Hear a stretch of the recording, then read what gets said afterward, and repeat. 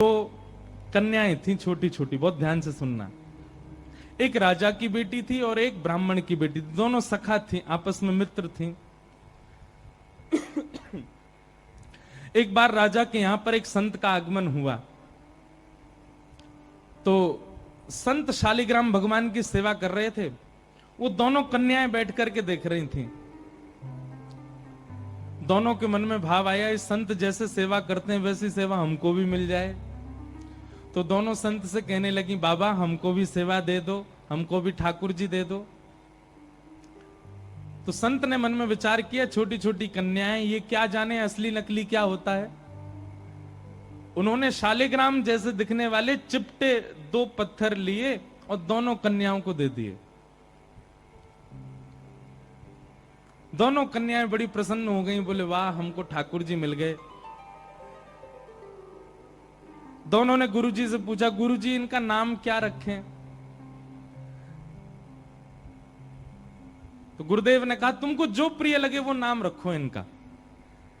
तो कन्याएं जो वो बड़े चिकने से पत्थर थे, तो एक आध बार हाथ से फिसल गए। तो एक कन्या ने कहा, बोले इनका नाम रखते हैं सिलपिल्ले भगवान। कौन से भगवान? और दोनों ने अपने ठाकुर जी का नाम रख दिया सिलपिल्ले। ये कोई ऐसी कथा नहीं, भक्तमाल जी में कथा है ये। तो सिलपिल्ले भगवान, दोनों कन्याओं के सिलपिल्ले भगवान हो गए। अब दोनों कन्याओं के साथ में कैसी घटना घटी? तो ब्राह्मण कन्या थी, जो थोड़ी बड़ी हो गई, सिलपिल्ले भगवान की सेवा करती थी।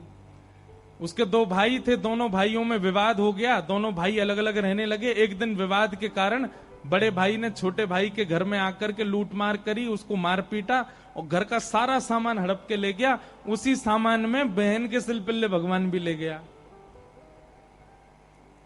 और बहन तो बेचारी रोने लगी, उसके तो ऐसे प्राण हो गए मानो बस अब जीवित ही नहीं रह पाएगी ठाकुर जी के बिना। रोने लगी, भैया से कहने लगी, भैया बोला पूरा घर लुट गया, उसकी तुझको चिंता नहीं, वो तेरे पत्थर के भगवान खो गए उनके लिए रो रही है। बोले वो पत्थर नहीं है, मेरे प्राण है, मेरे जीवन है, वो नहीं मिले तो मैं प्राण निकल जाएंगे मेरे। बोले जा, किसी और ने थोड़ी लूटा, बड़ा भाई है हमारा, जाके मांग ले, दे दे। तो बहन अपने बड़े भाई के घर गई और बड़े भाई से जाके कहा, भैया कुछ मत दो, सब रख लो अपने पास, पर मेरे सिलपिल्ले भगवान। अब सिलपिल्ले नाम सुनते ही सब हंसने लगे वहां पे। और जितने भी उसके भाई के साथ, वो तो गुंडा प्रवृत्ति का था, उसके साथ में जितने भी लोग सब हंसने लगे। अच्छा क्या नाम तुम्हारे ठाकुर जी का? बोले सिलपिल्ले भगवान। और जोर से हंसे। भैया मेरे भगवान दो। बोले अंदर सारा सामान पड़ा है, तू जाके अपने आप ढूंढ ले ठाकुर जी कहां हैं। अंदर जाने लगी तो एक जो उसके भाई का पूरा गैंग था, उसमें से एक बोला, अगर तेरी इतनी भक्ति है कि तू अपने भगवान के बगैर नहीं रह पा रही, तू यहीं खड़ी खड़ी बुला ले, तेरे ठाकुर जी अपने आप ही निकल के आ जाएं।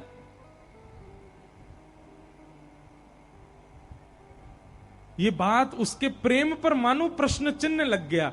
वह भी मन में सोचने लगी, मैं बचपन से सेवा कर रही हूं सिलपिल्ले को, कभी अपने हृदय से दूर नहीं करती, पर आज इसकी बात से मुझको ऐसा लग रहा है कि मैं तो प्रेम करती हूं, पर वो प्रेम करते हैं कि नहीं, आज उसका भी पता चल जाए।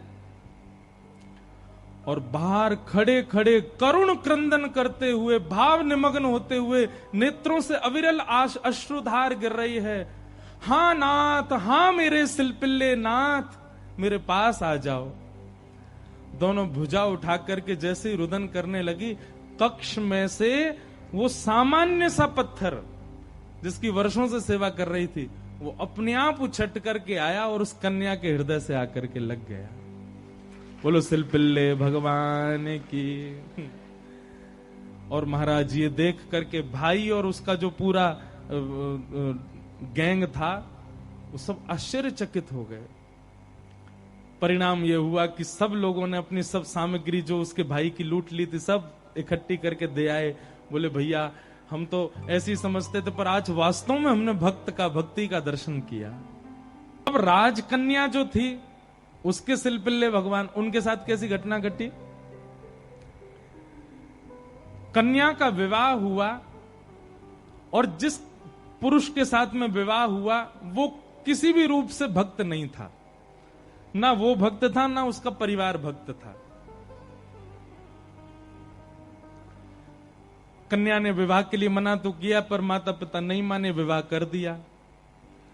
अब वो तो बस अपने सिलपिल्ले भगवान को हृदय से लगा के रहे, बोले कि मुझे पता है ये मेरा पति और ये परिवार पूरा जो है ये बिल्कुल भी भक्ति भाव इनके चित्त में नहीं है, पर नाथ बस आप मेरे साथ रहोगे तो मैं पूरा जीवन निकाल लूंगी।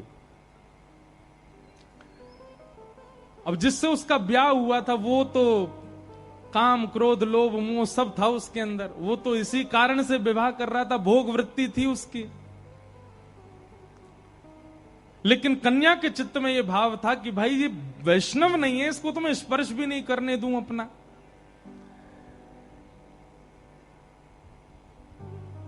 रात्रि में चर्चा कर रहा था पत्नी से, बातें करने लगा, बातें करते करते और उसने कहा ये क्या है तुम्हारे हाथ में? बोले ये मेरे भगवान है, सिलपिल्ले भगवान। सिलपिल्ले नाम सुनते ही इतना हंसा, हंसते हंसते बिस्तर से गिर गया। बोले कौन है? सिलपिल्ले भगवान। बोले आप हंसिए मत, ये मेरे ठाकुर जी हैं, मैं बचपन से इनकी सेवा करती हूं। अच्छा ठीक है, रखो इनको अपने पास। लेकिन वो उनको दूर करना चाह रहा था, बार बार लेकर के हटाना चाह रहा था। और वो राजकन्या कस के पकड़े, बोले नहीं आप इनको मुझसे दूर मत करो, ये मेरे प्राण है, ये अगर दूर हुए तो मैं प्राण त्याग दूंगी। 1 दिन 2 दिन 4-5 दिन बीत गए, लेकिन वो ऐसे ही रहे, सिलपिल्ले भगवान को हृदय से लगा के रहे। उसका यही था कि मैं पूरा जीवन इनके साथ नहीं रह सकती, पर आप रहोगे तो मैं रह लूंगी। एक दिन उस राजकुमार को क्रोध आया और उसने जब हट पूर्वक हाथ हटाए और वो सिलपिल्ले भगवान को खींच करके और बाहर एक सरोवर था, सरोवर में फेंक दिया।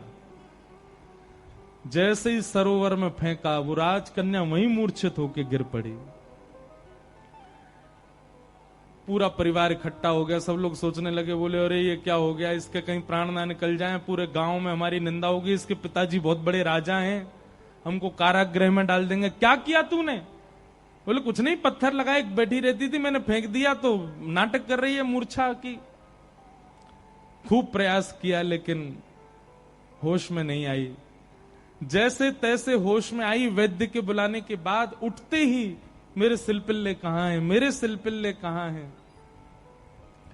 गोताखोरों ने जाकर के पूरा सरोवर ढूंढ लिया लेकिन ठाकुर जी नहीं मिले। अंत तो गत्वा वही सरोवर के किनारे आकर के बैठ गई और रुदन करते हुए बोली, हे मेरे सिलपिल्ले नाथ, यदि मैंने वास्तव में बाल्यकाल से आपको अपना प्रियतम मान करके भेजा हो, आपकी निष्ठा से सेवा की हो, तो आप कृपा करके मेरे पास आ जाना। और यदि आप मेरे पास नहीं आए तो मैं एक क्षण और चिंतन नहीं करूंगी, तुरंत अपने प्राणों का परित्याग कर दूंगी। उसका पूरा परिवार खड़े होकर के देख रहा था। जैसे ही उसने कहा कि हे नाथ, यदि आप नहीं आए तो मैं प्राण त्याग दूंगी, ये बात कहते ही हाँ नाथ, हाँ नाथ, हाँ नाथ करुण क्रंदन करने लगी। तुरंत सरोवर में से अपने आप सिलपिल्ले भगवान निकल करके आए और उसकी छाती से आकर के लग गए। और ये दृश्य देख करके परिवार पूरा जो था वो तो नतमस्तक हो गया और उस कन्या को वापस उसके घर ही छोड़ आए। बोले भैया ये इतनी ऊंची श्रेणी नहीं है हमारी कि हम इसके साथ रहें, हमसे अपराध बनेगा यदि हम इनको अपने पास रखेंगे तो। ये तो हमारी कोई गुरु स्वरूपा है। प्रीति, अरे सामान्य से पत्थर को उन्होंने भगवान मान लिया और ठाकुर जी उसमें भाव। जरूरी नहीं है कि धातु प्रधान होता है, जरूरी नहीं है कि कोई वस्तु विशेष। ये बात आप बहुत ध्यान से सुनिएगा। कई लोग भेद मानते हैं, अपने लड्डू गोपाल को सामान्य समझते हैं, वृंदावन बिहारी लाल को विशेष समझते हैं। उनको लगता है मंदिर में जो बिहारी जी बैठे हैं ये विशेष हैं, हमारे संग जो डलिया में डोल रहे हैं ये इतने विशेष नहीं है। क्यों?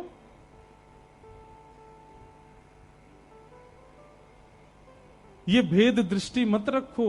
वो बिहारी जी जितने श्रेष्ठ हैं उतने ही श्रेष्ठ आपके ठाकुर जी हैं। ये विश्वास प्रगाढ़ रखो अपने ठाकुर जी के प्रति, ये भाव प्रगाढ़ रखो।